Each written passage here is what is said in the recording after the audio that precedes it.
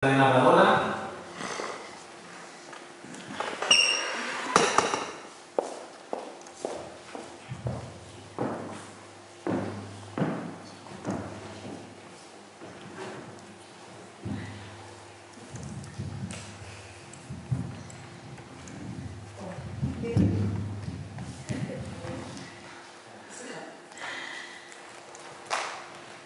Primer relato.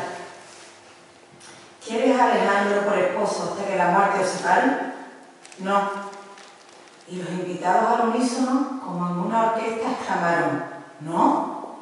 El novio, rojo de la ira y de la vergüenza que le sofocaba en ese momento, con sus manos aún entrelazadas a las de Elisabetta, sin querer creer lo que acababa de escuchar, horrorizado, y con mirada amenazadora le apretaba los dedos haciéndole daño. No, dijo Elisabetta, más alto, desprendiéndose como pudo de las garras de su bien amado y enfrentándose a los allí presentes. Y la N y la O retumbaron en la cúpula de la iglesia, recorrieron cada pasillo, cada silla, cada pamela, cada tocado, cada corbata, como si fueran las campanas de la iglesia llamando a entierro. La novia, con una mano, se remangó la falda de satén blanco roto con pedrerías de Swarovski en los bajos, dejando entrever las torneadas piernas de una mujer de 30 años, embutidas en unas finas medias de seda con ligero blanco. Y con la otra, se arrancó el velo que cubría su honra virginal después de 10 años de noviazgo. Sus ojos brillantes como llamaradas del mismo infierno observaron de reojo al Cristo crucificado y, sin volver la vista atrás, con la cabeza alta, desandó lentamente el pasillo que hace pocos minutos había recorrido del brazo del padrino, ante la atónita mirada de amigos y familiares, que se tapaban la boca en una especie de rictus de bostezo mientras la seguían con mirada de asombro. Todo quedó en silencio. En la calle, el almendro en flor no presagiaba la tormenta que se incubaba dentro. El sol remataba al mediodía en misericordia en las pupilas enrojecidas de la novia. Unos segundos tardó en recobrar la nueva visión del paisaje que se le antojaba ahora como paraíso virginal donde Eva ofreció la manzana. ¿A quién? En el Mercedes blanco decorado de claveles rosas le esperaba su ama de llaves, una misteriosa mujer de ojos negros como una noche sin luna, que llevaba una década al cuidado de la hacienda. ¿Por qué?, preguntaba el novio desesperado mientras bebía un Johnny Walker etiqueta negra sin hielo en casa, rodeado de sus familiares más íntimos. La familia de la novia, desconcertada, o no tanto, algo se esperaban, pero no aquello. No pudieron evitar el desastre. ¿O sí? No tuvieron fuerzas para acompañar al novio, desaparecieron de la escena rápidamente. Semanas más tarde, aún se hablaba del percance en el pueblo, que si llevaban de novios demasiado tiempo, que si ella era algo rara porque le gustaba leer por las noches y escribir en un cuaderno rojo que siempre la acompañaba, que si el ama de llaves la llevó por mal camino, que esa mujer no era trigo limpio y parecía su sombra, que el novio, empresario de la ganadería más importante de la zona, no se dio cuenta de la clase de mujer que se llevaba al altar, que si la familia nunca la educó como una señorita, que si vete a saber por dónde andará con aquella mujer de ojos lascivos. Pero la verdad de la historia es que nunca se supo más de Elisabetta en el pueblo. Su novio volvió a la ganadería y a los pocos meses ya tenía preparada otra boda con la hija del alcalde, que siempre estuvo enamorada de él, o de su dinero, vete a saber.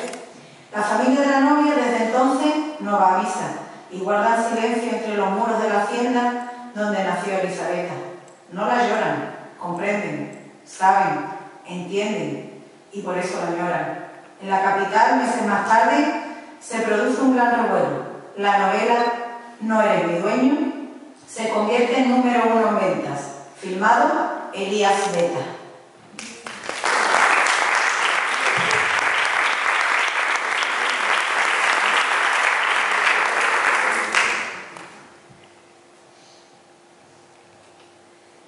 El siguiente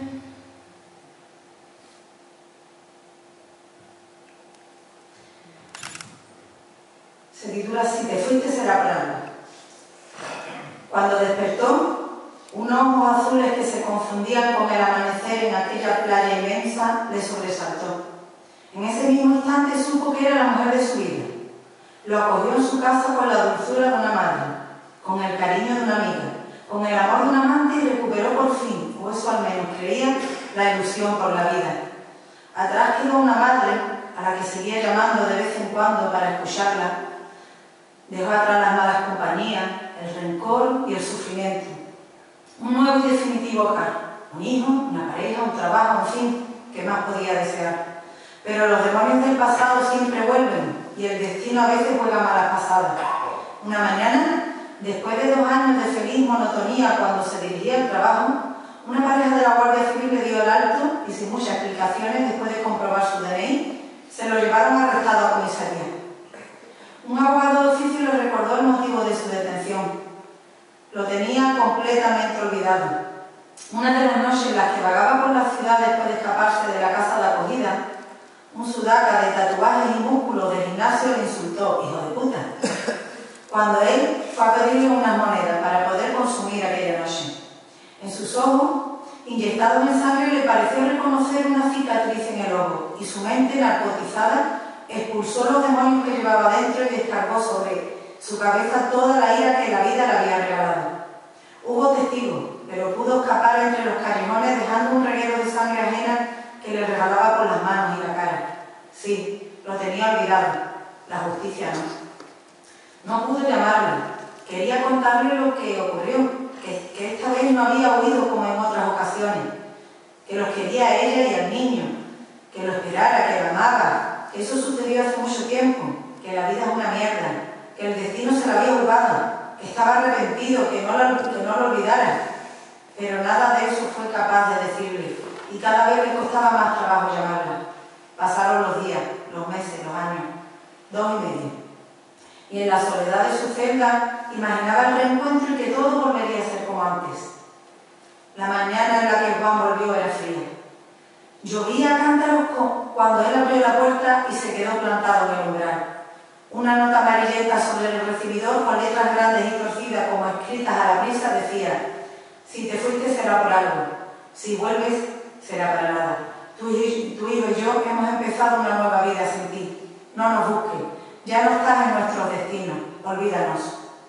Y el umbral de su casa se convirtió entonces en las puertas del Averno, y el pasado se atropelló en su cabeza como si fuera una plaga de saltamontes, y el futuro le pareció un abismo sin retorno que le produjo arcadas, y vomitó, y lloró, y gritó, y la vida siguió su rumbo sin contar con él.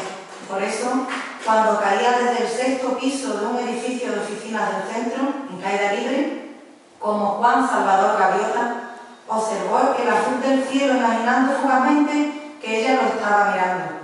Su cuerpo se fragmentó en 1000 pedazos sobre el asfalto ante la mirada horrorizada de los vecinos y el frío viento de poniente.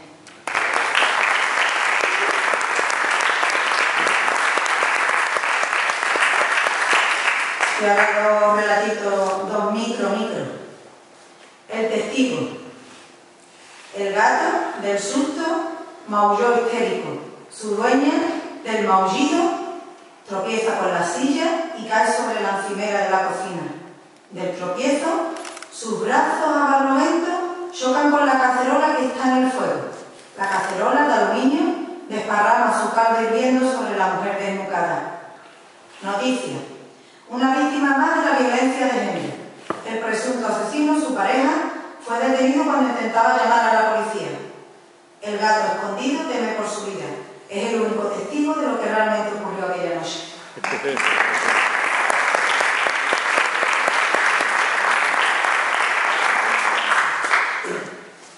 El anfiteatro. La lluvia martilleaba en los cristales. La luz de la única farola encendida en toda la calle parpadeaba incesantemente creando sombras en las paredes desconchadas del anfiteatro en ruinas. La pelota rodó desde la puerta principal al centro de la carretera en penumbra. Un coche cruzó por lo alto y otro, y uno más, hasta que la lluvia lo arrastró calle abajo. La pelota cruzó entre la gente que se resguardaba en los portones. Fue empujada por jóvenes de capuchas negras hasta el siguiente cruce. Rodó casi invisible por aceras llenas de fango y lodo. El río estaba cerca, cayó. Surcó olas de algas y bolsas podridas. Chocó con ramas y algún animal muerto. La lluvia fue cesando. La mañana llegó y el sol le hacía cosquillas. La pelota sucia y arañada descansaba plácidamente en un meandro, satisfecha de la odisea sin percance. Unas manos de uñas negras lo despertó de su sueño. ¿Otra vez esnifando pegamento? Le gritó una voz ebria de alcohol. Así no me vales, lo zarandeó. Levántate y ve a la puerta del anfiteatro a pedir que hoy es domingo. Y no vuelvas sin dinero, le gritó mientras le daba una colleja en sus 7 años de existencia.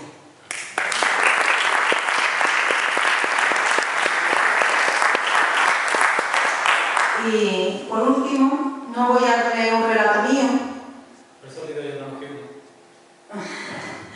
Voy a leer un relato de Emilio, que me encantó el día que lo leí allí en la cafetería cuando se hicieron los recitales.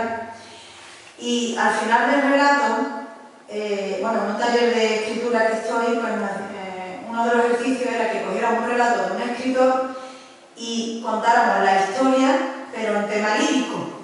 Entonces yo leí el relato de Emilio y al final pues hice un verso sobre el tema del relato de él. Y quedó así. En principio voy a leer el relato de Emilio. La raqueta de tenis. Yo era un niño que miraba en todos los rincones, buscando maravillas. Allí en el antiguo asilo solían reunirse cuando caía la tarde un grupo pequeño de personas para contarse historias al calor de un café y unos sueños. El edificio estaba decrépito y cada día perdía uno de sus trozos, pero nadie se rendía a la rutina ni a la desidia. Allí se mantuvo firme aquel minúsculo local de la cultura al que llamábamos el Ateneo de los Escritores. Allí crecí y me hice hombre sin dejar de ser niño. Allí se quedaron mis libros y aquella raqueta de tenis que tanto amaba. Un día entraron unos funcionarios municipales y lo tapiaron todo sin darnos tiempo a recoger nuestras pertenencias. El pequeño Ateneo perdió su refugio, su trinchera, y los escritores se desperdigaron cada uno por una senda distinta. Yo le pregunté a mi madre que quién tenía la llave que abría la puerta que aprisionaba mis libros y mi raqueta. Mi madre me dijo que el alcalde. Desde ese día me propuse ser alcalde de aquella ciudad hostil para la cultura. Estudié con rabia, leí todo lo que cayó en mi mano, escribí una poesía mestiza e hice impura que me hizo diferente. Aprendí los atajos hacia el poder y los tomé todos sin vacilar. Le dije a los hombres y a las mujeres lo que cada uno quería oír, y todos me votaron cuando las calles se empapelaron con mi cara ansiosa. Compré voluntades, utilicé con maestría la demagogia y la oratoria buena, y todos me siguieron. Y un día, después de una larga espera, depositaron en mi mano aquella llave que abría y cerraba todas las puertas. No lo dudé. Corrí como el niño que aún era en mi interior hacia las ruinas de aquel viejo edificio y con impaciencia manifiesta abrí la puerta que encarcelaba mi niñez. Cogí del suelo mis carcomidos libros y los besé con lágrimas en los ojos. Luego, girando la cabeza, la vi en el ángulo oscuro y la abracé con rabia. Mi vieja raqueta aún conservaba todas sus cuerdas y lloré de alegría. Al día siguiente tiré al río aquella llave después de abrir de par en par todas las puertas y me fui a casa a esperar que volvieran los poetas. La alcaldía se la cedí con gusto a una muchacha de mirada dulce que escondía negros nubarrones tras sus pupilas serenas. Y todos los que me siguieron, la siguieron a ella. Y yo me quedé conmigo y con lo mío en amena y celeste soledad.